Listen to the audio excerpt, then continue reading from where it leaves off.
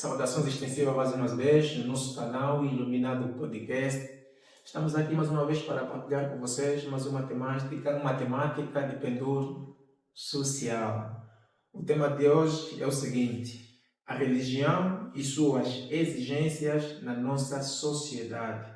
Vamos procurar saber do nosso convidado quais são essas exigências que a religião, quando digo religião, me refiro à igreja, tem para nos ensinar na nossa sociedade, na nossa juventude e não só. O nosso convidado é alguém muito conhecido, alguém muito especial, já conversei com ele algumas vezes, trabalhamos juntos também. Laureano Balavandi é professor, é cristão, recentemente casado, vai poder partilhar conosco esta temática que muito tem se falar e muitas das pessoas também têm apresentado alguma dificuldade no que toca às exigências da religião. Vamos comprovar da mesma pessoa se realmente aquilo que a gente fez referência, se o professor Laureano é casado, é cristão, vai dar para a sua pessoa. Companheiro, mais uma vez, muito bem-vindo ao nosso canal. Muito obrigado mesmo por esta oportunidade. E está certo, não é? Sou professor, cristão e recentemente casado.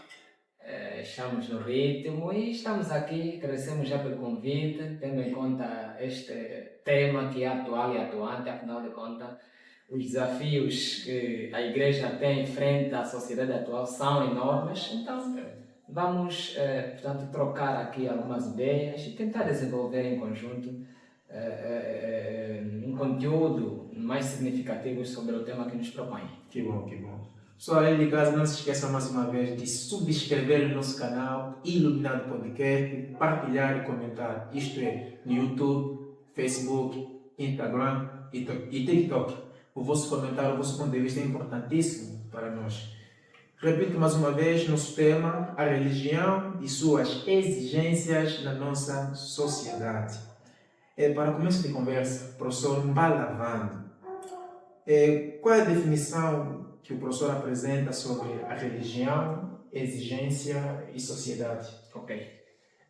Muito obrigado pela pergunta que nos dirige sobre questões de definição destes conceitos que achamos que são conceitos chaves, não é, da nossa temática, não é? E religião, nós sabemos que a religião é uma organização, não é, que rege normas, ou seja, compostas por normas, e estas normas estão muito mais viradas no nosso contexto na Bíblia, não é?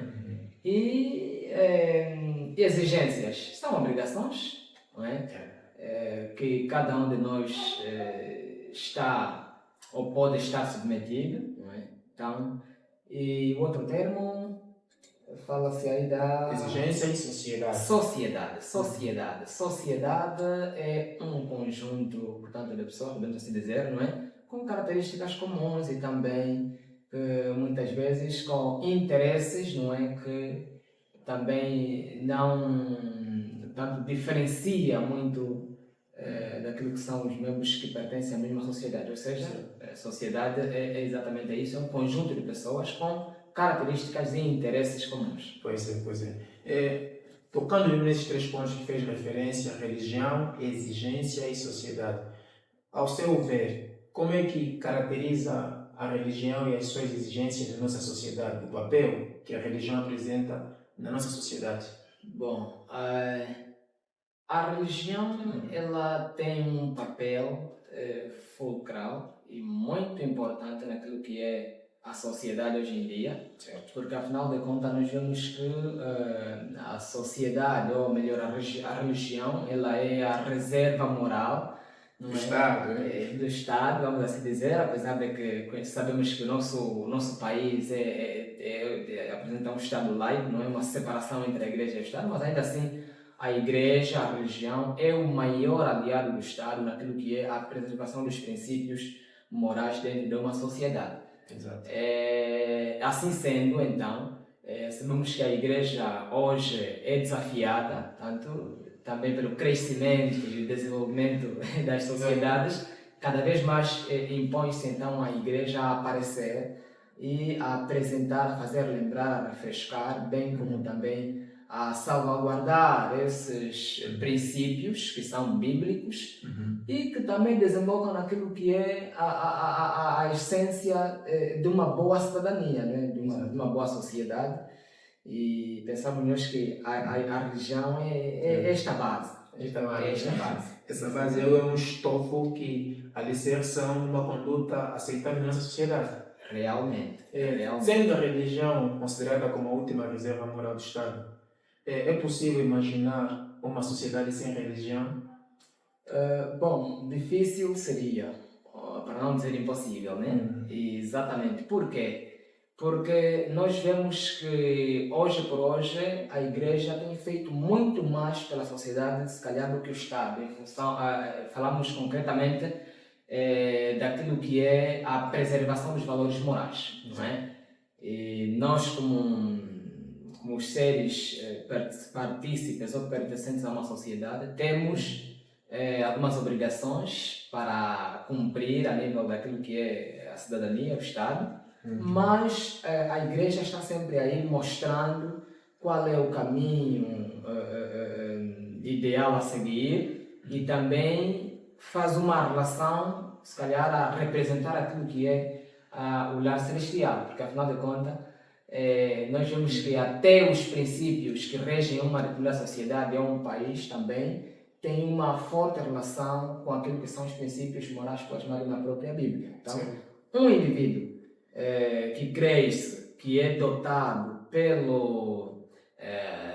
pelas normas da Igreja, que são normas bíblicas, portanto, estará sempre preparado para ser um bom cidadão. Pois é.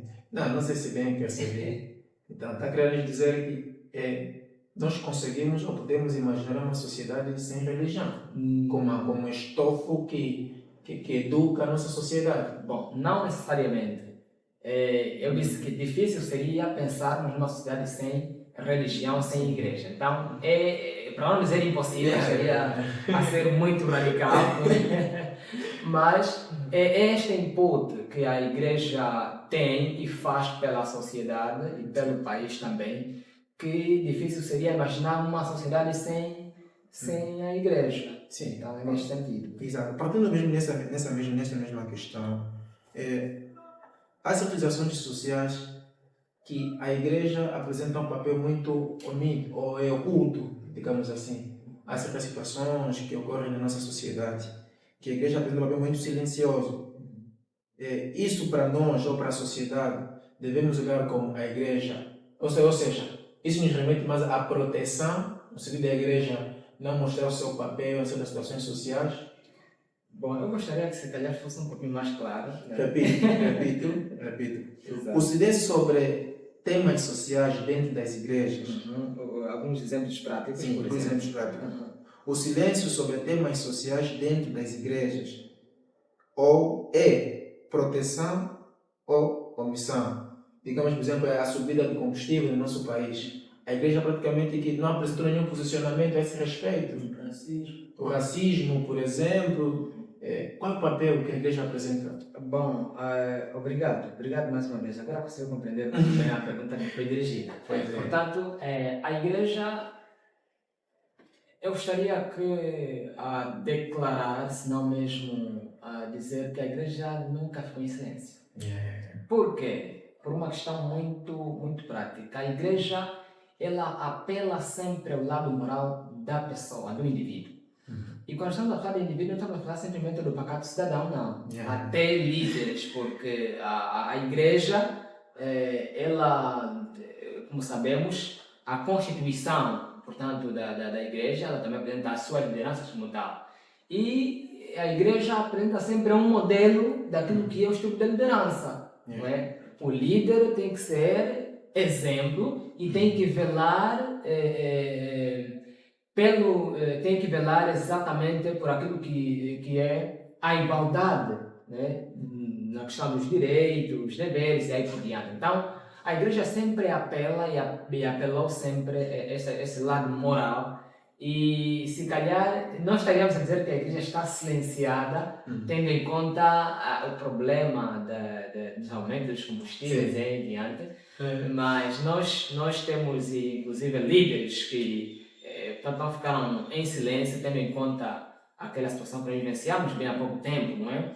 Vimos líderes aqui colocando então emitindo algumas publicações, enfim, para apelar ao lado dos dirigentes, no sentido de também ouvir a população, porque afinal de contas é esta a questão. Agora, é necessário também imaginarmos, ou melhor, entendermos uma coisa. A igreja, ela não se opõe ao Estado. A igreja não se opõe ao Estado por uma simples razão. Ela é aliada do Estado. Exato. Ela contribui. Exatamente, contribui, não é? Contribui significativamente para aquilo que é a autenticidade, bem como a prática das normas que o Estado impõe. E além disso também, não é? Sabemos que os dirigentes, não só do nosso país, não é? E de outros países também, têm normalmente comissões de conselheiros. E, inclusive, na equipa, no grupo de conselheiros presidenciais, portanto, faz parte aí alguns líderes religiosos, exatamente para também apelar a este lado. Existem pessoas preparadas, não é? Indicadas, que falam a respeito daquilo que também é a necessidade do povo, se calhar diríamos aqui, são a boca do povo para o Estado. Então, a igreja não está silenciada, repito, não é? Porque a igreja sempre apela sempre à paz, à igualdade de direitos, o amor, a fraternidade e aí por diante. Pois é. Outra questão que não se quer calar é a seguinte: a religião, e quando digo a religião, não digo simplesmente refiro-me ao cristianismo, especificamente às igrejas. Certo. A religião, ou seja, a igreja, é uma ponte de paz ou está causando divisões sociais? De razão que existem diversas igrejas. Cada igreja vai sempre apresentando argumento ao seu favor. Porque se quer a gente construir uma sociedade de paz, Certo. será que a igreja tem alguma coisa a dizer a esse respeito? Bom, a igreja é sempre uma agência virada para a questão do fortalecimento da paz em si, primeira coisa. Porque nós vemos que hoje a igreja na verdade tem muitas ramificações, não é? Sim. Já temos situações em que a pessoa dorme, não é? Acorda, lê um verso bíblico e pronto, acha que a paz está estabelecida. Exatamente. A partir do verso bíblico, então, cria fundamentos para criar a sua própria igreja.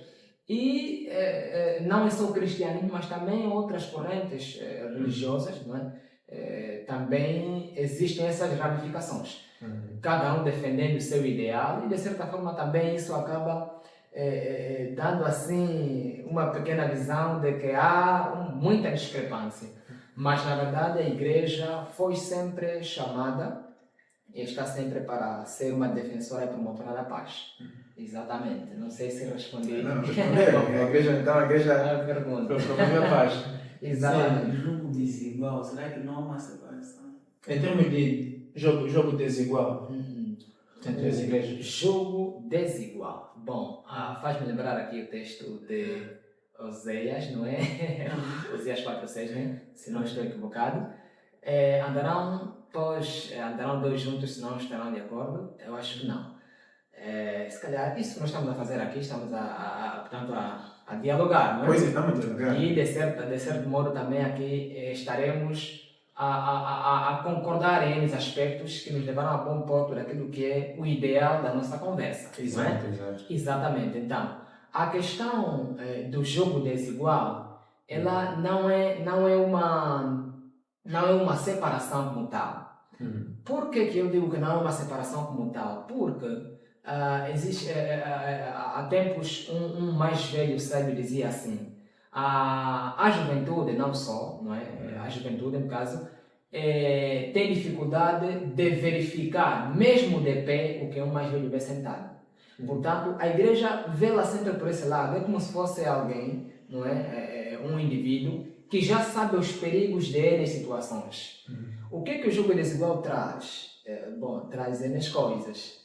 Quando não há concordância entre as partes, e isso cria N conflitos dentro de um relacionamento. De um lar. De um lar, de um relacionamento, de uma amizade também. Também chega a criar Conflito numa família. Exatamente. Se o professor Edmilson perguntar para mim, portanto, como é que eu seleciono os meus amigos, claro, os meus amigos têm que ter certas características ou certas coisas que também vão de em conta aquilo que são os meus ideais. Sim, de acordo com o teu estofo em termos comportamentais. Exatamente. Por exemplo, o professor Edmilson é meu amigo porque eu gosto de ler e o professor Edmilson também gosta de ler, não é? Exato. Claro que se o professor Edmilson não gostasse de ler, bom, talvez seria apenas meu conhecido, não poderíamos fortalecer a nossa amizade. Então, é mais nesse sentido. A igreja, ela está nesse sentido de salvaguardar aquilo que é a própria relação do indivíduo dentro da sociedade, para não incorrer no risco de viver consequências que poderiam ser,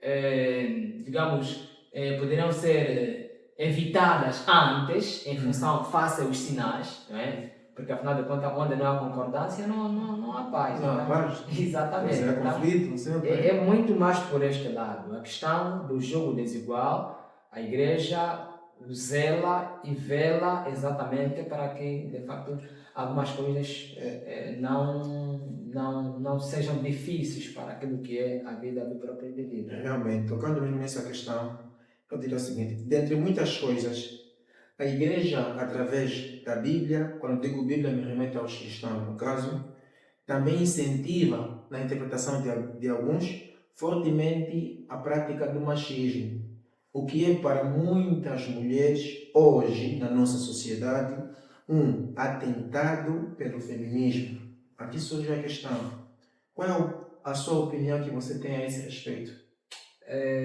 Bom, em momento algum, a igreja, bem como a Bíblia, aprovou, bem como também incentivou a questão do machismo, não é?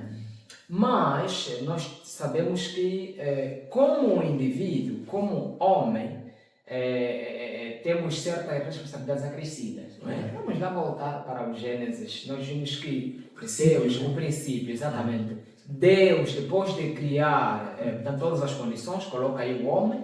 Depois de colocar o homem, não é? Lá em Gênesis capítulo 2, nós vemos que Deus dá essa responsabilidade ao homem de cuidar do jardim. Primeira coisa, não é? Só no capítulo 3 é onde Deus, portanto, aliás, nos finais do capítulo 2, não é? E capítulo 3, é onde nós vemos que Deus, portanto, dá a mulher como auxiliadora, não é? Do homem. Coadjuvante. Exatamente. Então, a igreja vê sempre o homem como sendo o cabeça do lar. Até está escrito, né? Efésios, capítulo 6 também, portanto, fala muito disso. Há quem diga que Deus inferiorizou a mulher. Em função desse mesmo teor, está a dizer, sendo o homem o cabeça do relacionamento, qual o papel da mulher? Não seria melhor 50% para cada? Bom, 50% para cada seria difícil. Por quê? Porque é difícil. Porque o lar não se faz com dois homens, nem com duas mulheres. Exatamente. Existe sempre alguém, Efésios capítulo 6, fala muito disso, não é? O homem é a cabeça do lar, assim como Cristo é a cabeça da igreja. Certo. Portanto, existem responsabilidades acrescidas para o homem. E eu já puxei aqui a nossa memória para o Gênesis, não é? Deus colocou o jardim, deu responsabilidade ao homem e não à mulher. Atenção! O que, de certa forma, nos faz compreender que ao homem tem uma responsabilidade acrescida e para a mulher é simplesmente uma auxiliadora. Claro que a auxiliadora não é quem fica atrás, né? Quem fica atrás. Exatamente. É sempre alguém que, quando o homem não consegue ou tem problemas ou dificuldade de avançar, está aí alguém para poder dar um input e avançar com a situação. Então, é nesta ordem de ideia. Pois é, imagine, essa ordem de ideia, como disseste, tem levado muitas mulheres no campo religioso como inferior ao homem. Porque as pessoas chegam a ter na nossa sociedade essa percepção da religião, ou seja, da igreja, que estão sempre por detrás do homem. Ela se sente sempre excluída Então, essa ideia que as pessoas têm hoje, a que se deve? Exatamente. Bom, acho que já expliquei isso, mas vou voltar a dizer, já agora num outro contexto. Certo. Nós vemos que o crescimento ou o desenvolvimento das sociedades, há um tempo para lá, não é?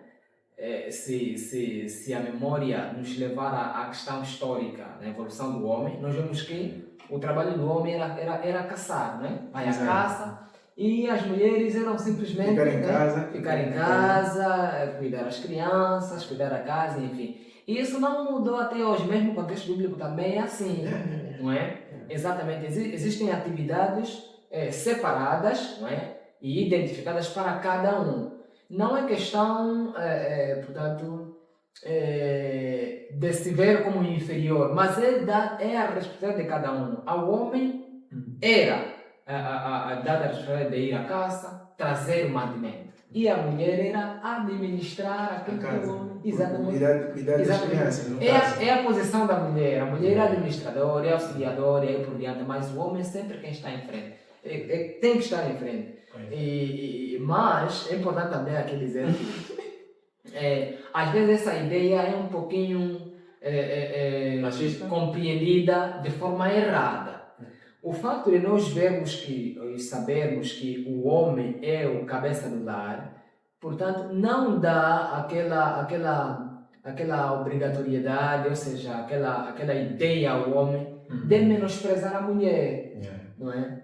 De menosprezar a mulher, porque ela, bom, não é menor, digamos assim, ela não é menor, ou não trataríamos ela como uma criança, mas sim como alguém a quem nós poderíamos aqui compartilhar certas decisões também, porque afinal de contas é isso que eleva ao lar. Mas esperamos que não tenhamos a fugir do tema.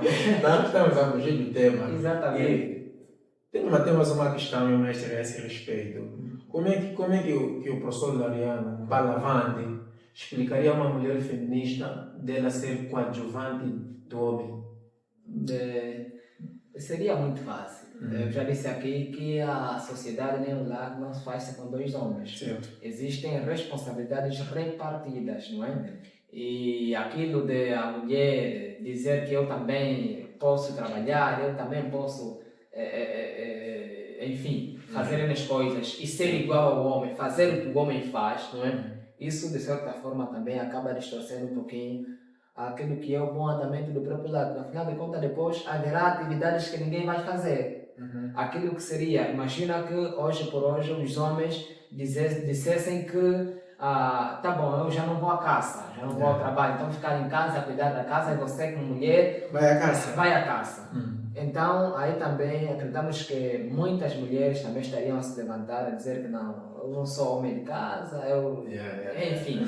Então é essa coisa. Homem é mesmo homem, mulher é mesmo mulher, e existem atividades repartidas para cada um. E cada um é convidado a atender aquilo que é a sua obrigação.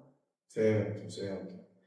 Professor Balavante, como é que a religião explica a negação ao matrimônio aos gays ou lésbicas, no caso? Bom, na nossa sociedade. Bom, por exemplo, a religião, a denominação a que eu pertenço, cita só o nome, por favor. Não para nós irmãs de casa saberem, né? Ok, Igreja Adventista do Sétimo Dia, não é? Fica a publicidade, né? Exatamente, portanto, não permite a união de pessoas do gênero, pessoas homossexuais, não é? Dada mesmo aquilo que foi a natureza criadora de Deus. Deus criou homem e mulher. Está lá em Gênesis 2, o verso 26, não é? Deus, ou 23, aliás, né? Deus criou, portanto, o homem e a mulher e assim, deixará o homem pai e mãe e unir-se à sua mulher e ambos serão uma só carne. Pois é. Agora, quando nós estarmos aí a priorizar a questão de gays e lésbicas, isso estaria a contrariar aquilo que é não só os ideais de Deus para a criação da família, do lar como tal, mas também estaria a distorcer aquilo que seriam os princípios das normas da sociedade, porque as sociedades fazem-se com as famílias. Certo. Exatamente. Então, Homem com homem, mulher com mulher, não dá para dar continuidade àquilo que é Não dá. a multiplicação, ou seja, a continuidade da geração humana. Então, na sua perspectiva, a igreja, também tendo em conta a sua religião, é contra estas pessoas É contra. que chegam a ter relacionamento do mesmo gênero. É contra. Estes são os princípios do céu, são princípios bíblicos, então a igreja de jeito nenhum poderá abraçar este aspecto que estaria a contrariar aquilo que é a natureza da criação do homem e mulher para dar seguimento àquilo que é o desenvolvimento ou se calhar a multiplicação da espécie humana. E onde que fica a questão do livre-arbítrio, uma vez que a igreja contraria? Livre-arbítrio. Livre-arbítrio. Essa questão é um assunto que eu espero que um dia o canal convide-me novamente para podermos abordar minuciosamente sobre isso, porque é muito mal compreendida essa questão do livre-arbítrio. Então, nos ajude um pouquinho a compreender, professor Balawan. A questão do livre-arbítrio, eu posso escolher tanto o que eu quiser, não é? É assim que nós entendemos. Mas devemos nos preparar também para a questão das consequências. E quando a Bíblia traz à tona a questão do livre-arbítrio, em termos, é questão de... está em jogo a questão da salvação. Atenção, está em jogo a questão da salvação. E Ezequiel fala exatamente isso, não me vem aqui em mente o capítulo e o versículo, mas fala exatamente isso, que escolher, pois, eis que proponho diante de ti a vida e a morte, e escolhe após a vida para que vivas, não é? Apesar do livre-arbítrio, Deus ainda nos mostra o caminho ideal para seguir. É como o pai, não é? Diz que existe isso, existe te mostra as vantagens de estudar, não é? Por exemplo, o pai matricula-te na escola. E é da tua livre, espontânea vontade, digamos, o pai não vai talvez bater você ou como se você não estiver a dar no máximo na tua escola. Você é livre. Quando chega na escola, você é livre de aprender da forma como você quiser. Então, o livre-arbítrio também é esta questão. Tá bom, você escolhe exatamente, mas para cada lado existe uma consequência. Certo. E Tem tudo a consequência, né? exato.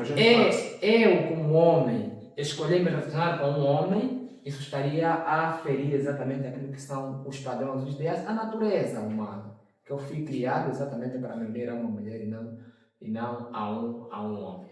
Para aquelas igrejas que normalizam, porque há igrejas que normalizam, se bem que a sua igreja condena este tipo de ato, mas para aquelas igrejas que normalizam este tipo de comportamentos, qual é a percepção que o professor tem?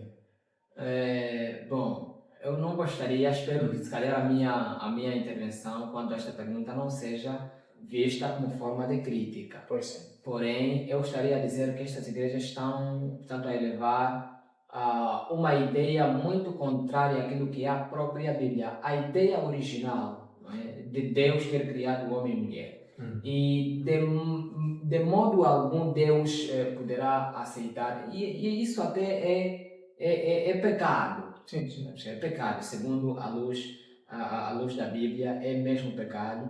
E quando um sacerdote, um pastor, um bispo permite e aceita livremente estas questões, então está a ir contra a Bíblia. Infelizmente, lamento imenso relativamente às igrejas que têm esta ideia como normal. Certo, certo.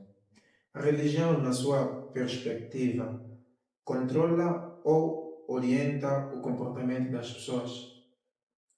Orienta o comportamento das pessoas. E vou justificar o porquê. Sim, vamos ouvir.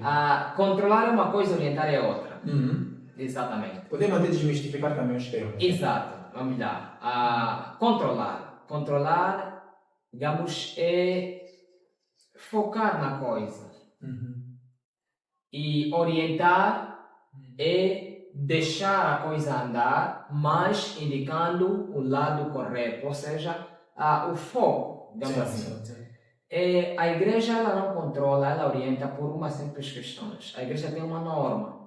E esta norma é importante que essa norma esteja mais próxima, aliás, mais próxima não, se calhar, próxima à Bíblia. Certo. E quando a igreja apresenta essas normas para orientar o indivíduo, é porque, portanto, a igreja entende exatamente que os normativos bíblicos servem exatamente para orientar o homem a bom porto. Certo. Né? E eu faço referência aqui de Provérbios 6, verso 22, né? Onde a palavra de Deus diz que instrui e pôs o menino no caminho em que deve andar e até que envelhecer não se desviará dele.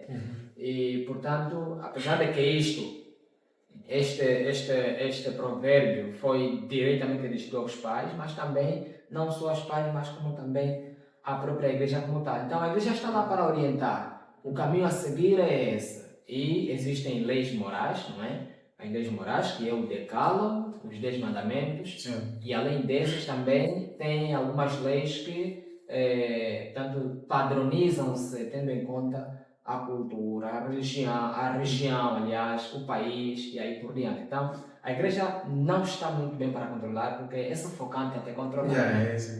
Saber que alguém está ali a me observar, exatamente, deixa livre, exatamente, é complicado. E também uma coisa que eu gosto de fazer aqui referência é que, portanto, quem controla, não está aí para dar seguimento ou orientação sobre uma determinada situação. Quem controla simplesmente fica numa posição e vê o indivíduo fazer o que está a fazer. Agora, quem orienta está lá quando está para o lado direito, não é no direito, no esquerdo, e assim sucessivamente. Então, a igreja tem esse papel. As ovelhas, né, são orientadas. Realmente. Pois é. Vamos focar um pouquinho a respeito de casamento, professor Lavandir. Casamento. Eu diria o seguinte, né? A igreja sustenta, no caso, a prática do sexo pós-casamento, negando-se através das suas exigências na fase do namoro.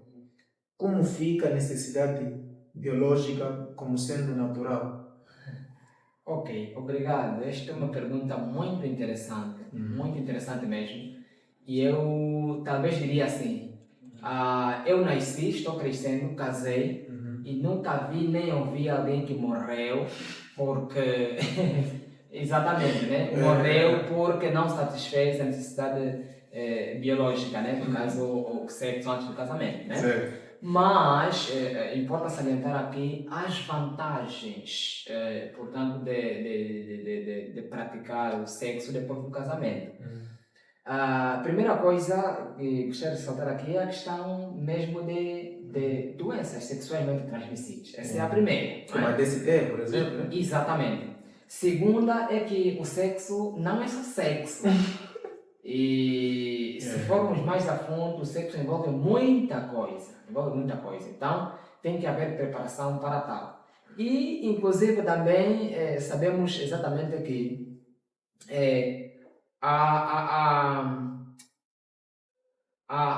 o sexo antes do casamento permite, então, que também futuramente no lar poderá haver problemas, né, a nível interno, em função já das experiências que o indivíduo teve antes do casamento, exatamente. Então, a Bíblia aconselha, a Igreja aconselha, exatamente, apesar das necessidades biológicas que, graças a Deus, não mata ninguém, não é como uma necessidade vital, como alimentação, algo parecido, não é? Então, mas tudo isso tem como foco preservar o indivíduo. Para que de fato ele esteja preparado, e até porque o homem ele vai crescendo, vai passando numa fase de maturação e é preciso muita coisa, né? Além da gravidez precoce que eu não mencionei aqui também, que é uma das consequências mesmo do ato sexual antes do casamento. Então, eu penso e afirmo que há mais vantagens em não fazer do que fazer. Mas a maioria da sociedade faz. Bom, exatamente. Normaliza? Bom, normaliza, mas não devia. Normaliza, mas não devia. Por quê? Por essas questões que eu mencionei já aqui. Certo. Nós temos hoje, acho que devido ao crescimento tecnológico global, redes sociais, em diante, nós temos visto várias pessoas, né, desabafando aí, porque não, o homem não aguenta, ou a mulher está muito aberta, desculpa o termo, mas pronto. Enfim, tudo isso é em função daquilo que tem sido, então, a conduta do indivíduo antes do casamento. Então, por isso que eu digo que tem mais vantagem não fazer do que fazer. Isso seria algo que talvez a igreja pudesse rebater com mais frequência, ter seminários, estudos com a juventude, e graças a Deus eu tenho uma denominação que temos tido atividades do gênero e tem sido muito gratificante. Então, esta é a minha ideia relativamente a esta pergunta. Focando-nos nessa mesma ideia, a respeito que devemos ter relações sexuais depois do casamento. E a igreja desincentiva esta prática aos irmãos na igreja. E quando acontece esse tipo de práticas, no caso, qual é a lição de moral que a igreja transmite aos irmãos? Pune estas pessoas? Sim. Ela é punida, tendo em conta o sétimo mandamento, não é? Sabe que está aí, não adulterarás, não é? Certo. E esta questão de não adulterar, apesar de estar virada naquilo que é a questão do casamento, mas também existe o termo fornicação, não é? Fornicação que também é punível, porque o indivíduo, antes de se envolver sexualmente, tem que estar exatamente dentro de um relacionamento. Então, a igreja pune sim, mas esta punição é com vista é como tudo, né?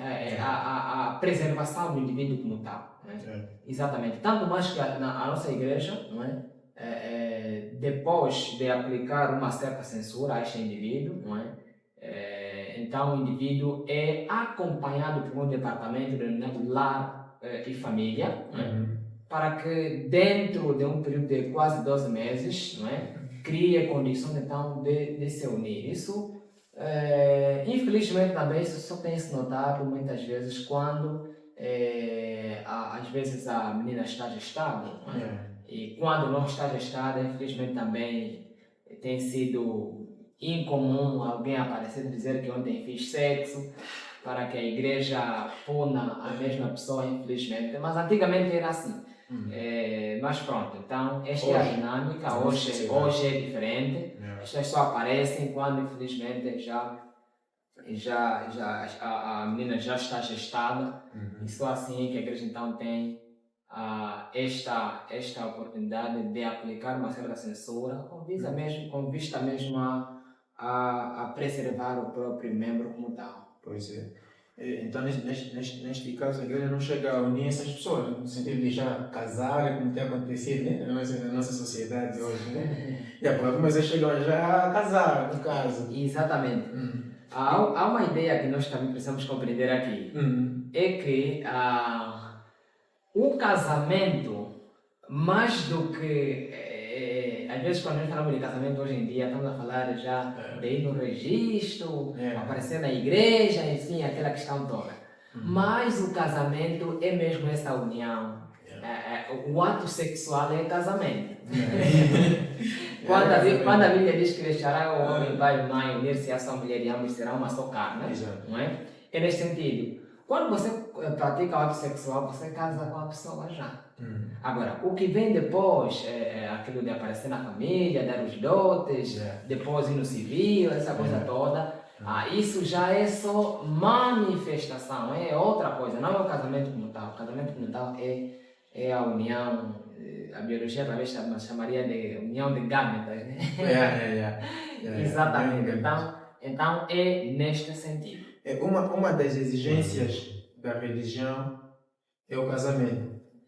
Qual é a percepção que o professor Malavandi tem a respeito de pessoas que casam entre denominações ou igrejas diferentes? Porque isso atualmente também temos visto muitas contradições. Há pessoas que apresentam ideias opostas, saem de uma religião, vai numa outra religião. Muitos líderes religiosos atualmente incentivam as ovelhas, os irmãos que pertencem a uma denominação a casarem somente com pessoas pertencentes àquela mesma igreja. Ao seu ver, qual é o seu ponto de vista que faz a esse respeito? Eu já falei aqui do texto que dizia andarão dois juntos se não estiverem de acordo, quando estamos a falar de jogo desigual, não é? E também é bíblico. Se nós olharmos no contexto de Gênesis, o capítulo me foge aí, talvez. Nós vamos entender, não seria Gênesis, Exatamente, Gênesis. Vamos já entender. Então, nós vemos aí que Isaac, que é filho de Abraão, portanto, foi orientado também a ter uma esposa dentro da parentela dela, ou seja, alguém que estava dentro da cultura daquele povo.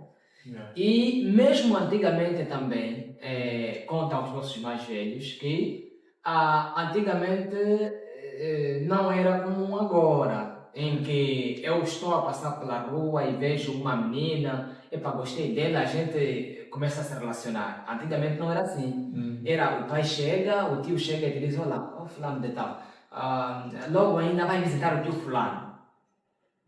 Quer dizer, entre eles já tiveram uma conversa ad hoc que, olha, o teu filho e a minha filha vão se unir, porque as famílias, portanto, cada família tinha a sua forma de agir, as famílias se conheciam muito bem. Qual era a família boa e a família má. Exatamente. E também, em termos de igreja, é isso. Cada igreja tem seus princípios. E, para nós, a nossa igreja é muito bem conhecida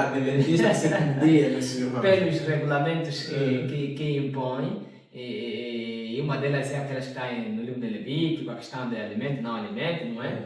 E para as nossas irmãs é muito difícil. Por quê? Porque se unir-se a uma pessoa que não é da nossa denominação, claro que lhes será difícil compreender e entender que não pode fazer uso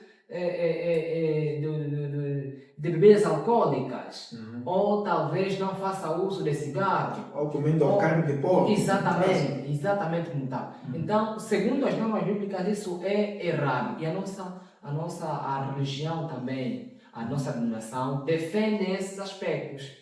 Então, temos tido já exemplos de pessoas que, infelizmente, ao transporem desses princípios, têm tido, portanto, experiências muito amargas. Porque, afinal de contas, no princípio, começa tudo bem, mas depois o esposo vem, pá, hoje eu quero bater uma cerveja, uma cabidela, e enfim, então você como membro de uma denominação que defende o não uso dessas coisas, fica muito difícil. E aí acaba também desembocando naquilo que é o problema dentro do lar. Porque como mulher tem que estar submissa ao esposo. O esposo está mandando exatamente agora. O que é diferente é quando você se une a alguém que já tem os mesmos ideais. Eu, por exemplo, sou casado com uma mulher adventista. Em momento algum na minha casa entrará cerveja, entrará carne de porco. E isso Eu como carne de porco. facilita. Infelizmente, quando dizem vamos fazer frango, vamos fazer uma galinha. Eu como carne de porco, mas não vou fazer referência à minha denominação, porque ainda é cedo. Olá família, já estamos prestes a encerrar com a nossa gravação, com a nossa entrevista, no nosso canal Iluminado Podcast.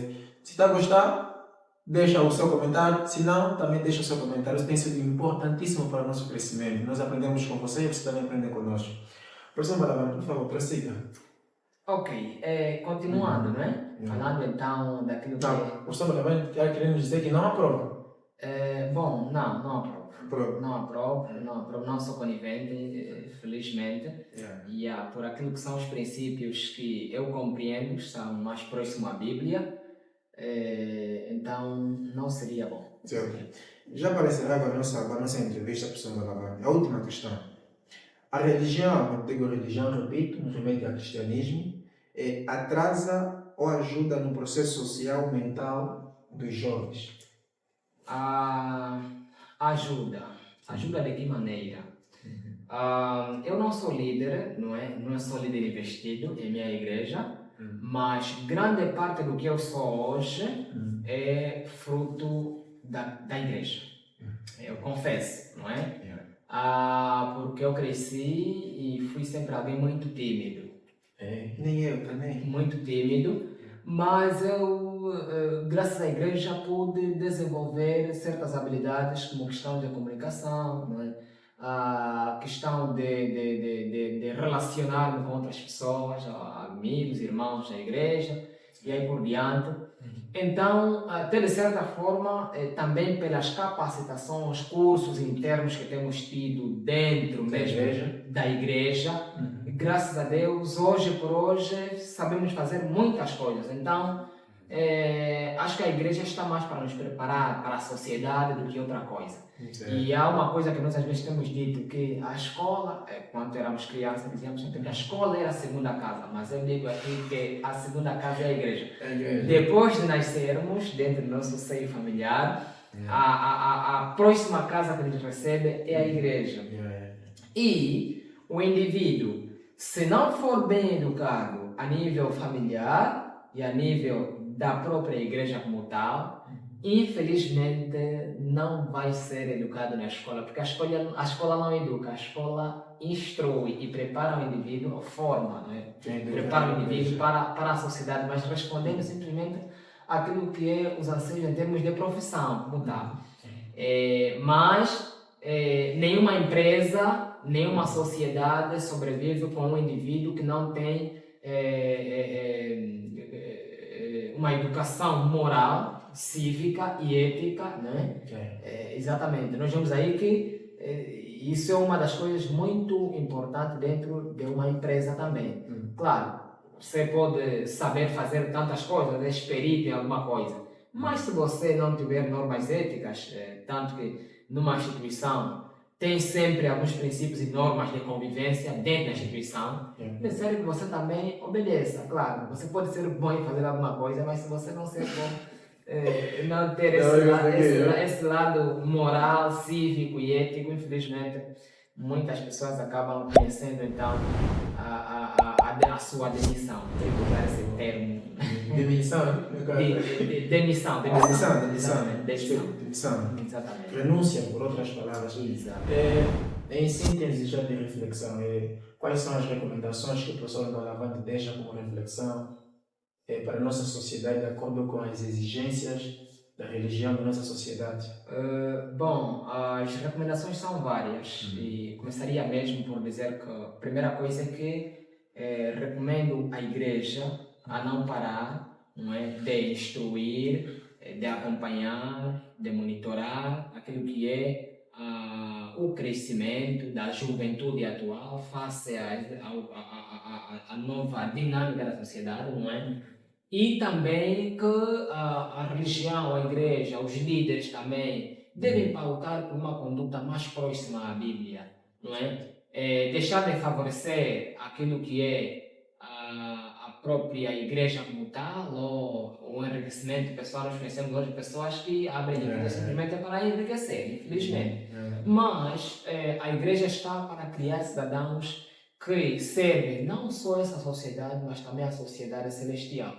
Então é bom que os membros, a igreja, zela sempre por essa questão e preparem indivíduos para o céu.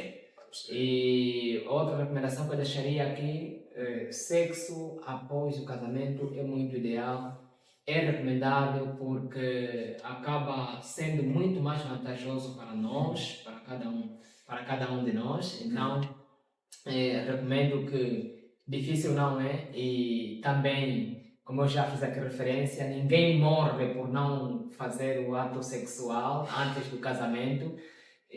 Há simplesmente mais vantagens do que outra coisa. Então, a igreja e a sociedade estão una, ambos estão exatamente para preservar o indivíduo, de modo que seja não só um bom membro da igreja, mas também seja então um bom cidadão dentro de uma sociedade. Passo a questionar. Obrigado, meu irmão. Professor Balavante. Mais uma vez, família, nós concluímos com a nossa entrevista no dia de hoje. Este é o nosso canal Iluminado Podcast. Não se esqueça mais uma vez de subscrever o nosso canal, partilhar e comentar. Esperamos que o professor Lariano Balavante tenha iluminado a vossa percepção que tem sobre diversos assuntos que nos remetem à religião e às suas exigências na nossa sociedade. Foi uma conversa sincera, aberta, profunda e um tanto quanto interessante. Procuramos usar uma linguagem muito simples que facilitasse a vossa percepção.